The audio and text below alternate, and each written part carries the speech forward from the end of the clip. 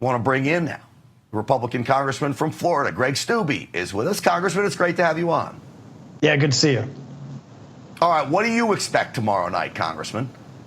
Well, I like Jacked Up Joe. I mean, what's crazy is I was a member of the military, and I can't tell you how many different drug tests that I had to go through as a member of the military. You have the commander-in-chief of the military, the president of the United States, who is refusing to take a drug test before debate. I mean, what are you hiding if you're not willing to do that?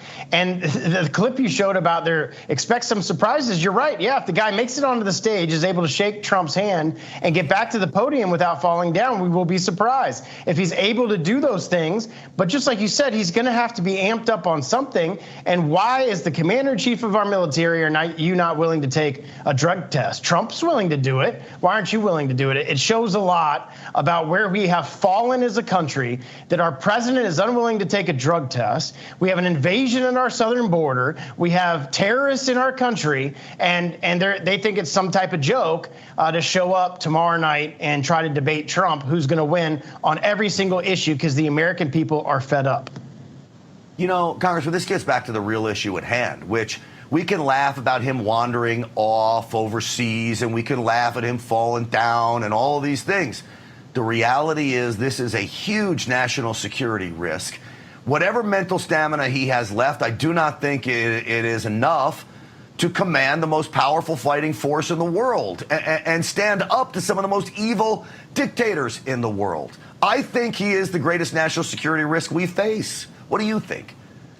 100%. And our enemies see exactly what you're talking about. They see his weakness. They see his weakness in Afghanistan. They see his weakness on the world stage. They see his weakness in Ukraine. And that's why we have wars in Ukraine, wars in Israel, wars in the Middle East. You have China making all of these moves economically, and you have the threats of North Korea. You have all of these things going on because we lack the leadership in the United States on the world stage, and we have ever since Joe Biden took office. And God, we need President Trump back, and we can bring that presence back to the American people before the world next year after he swears in, after he wins. But right now, our enemies see it. We have an invasion at the southern border where 400 ISIS operators, known terrorists, are coming into our country. It's like thousands of criminals all across the world are coming in, over 50,000 Chinese Communist Party individuals, because our enemies all across the world see his weakness, see his failures in leadership, and they're exploiting it. All right. Do you think this is make or break for Joe Biden? Would the Democrats move to oust him some way, shape, or form if he falters and fails tomorrow night? You know, you've heard all of those rumors. I wouldn't put anything past the Democrats. Their convention hasn't happened. They're certainly the party that would put somebody in that's never been elected to try to represent the Democrats, because they know that Joe Biden is weak and they know that he's going to lose to President Trump in November. So I wouldn't put anything past them. You know, you hear all these rumors swirling around that if he has a bad performance tomorrow, or he can't read well, I guess he's not going to have a teleprompter. So if he forgets his lines, that they're going to replace him before the convention. So I guess we'll see. I'm actually shocked that he's actually going to show up, and we'll see how much Jacked Up Joe is going to be jacked up on whatever he's taken. You know, another story, colleague of yours, Anna Paulina Luna, also from Florida, says she's going to force a vote on holding Merrick Garland, the Attorney General, in inherent contempt, which would mean the Sergeant at Arms would have to go arrest him and have him produce these Robert Hur tapes. This is the audio recordings of Joe Biden, from what we're told, acting very feeble, dementia-ridden, a poor old man that would garner so much sympathy that he can't be prosecuted. Here's my assumption. If he fails tomorrow night, lo and behold, Garland just may produce those tapes. If he does great, well, then you may still have a fight on your hands. Yeah, you have the Attorney General of the United States completely denying the access of the Oversight Committee of the House. We have oversight over the DOJ and every agency in the federal government. We have passed a contempt order on the floor, and Merrick Garland's still thumbing his nose and his middle finger at the House right now, and there absolutely should be consequences for that. If this was Trump and Trump's AG, you know the Democrats would be losing their mind and impeaching everybody every single day. But unfortunately, unfortunately, we don't have the leadership on the House side to take those same type of positions.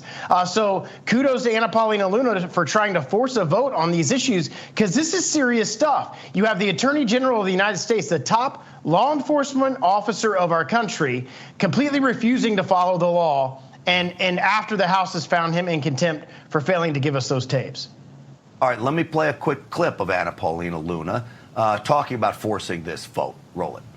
Garland still has time to comply with this request. We are asking that he bring the tapes to the House and let us listen to them. But in the event that he does not, we will press forward with calling the privilege motion on inherent contempt to the floor on Friday morning. It is also important to note that if we as a Congress do not have the ability to enforce our investigative ability, that we are essentially going to be ignored and undercut and essentially handicapped by all other branches, which would make us not a co-equal branch of government.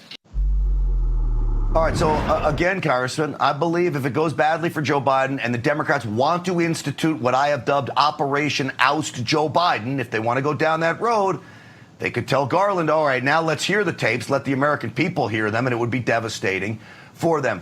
I take it you're going to vote for this inherent contempt on Friday if it gets to that point. Yeah, absolutely. I would support that. I supported the contempt against Garland. I filed impeachment proceedings against Joe Biden a year ago, and it's unfortunate that we don't have the support for that in the conference. And I have fought all along to try to hold Joe Biden and all of his appointees accountable in the House. And it's unfortunate that we don't have 218 Republicans that are willing to do that. Yeah, hopefully we get more of them that are willing come November, Amen. Not just President Trump, but so you get some backup up there. You do a great job up there, Greg Steube. I appreciate you, Congressman, for coming on. As always, thank you. Thank you. Anytime. Absolutely. All right, folks. So now to the other big news.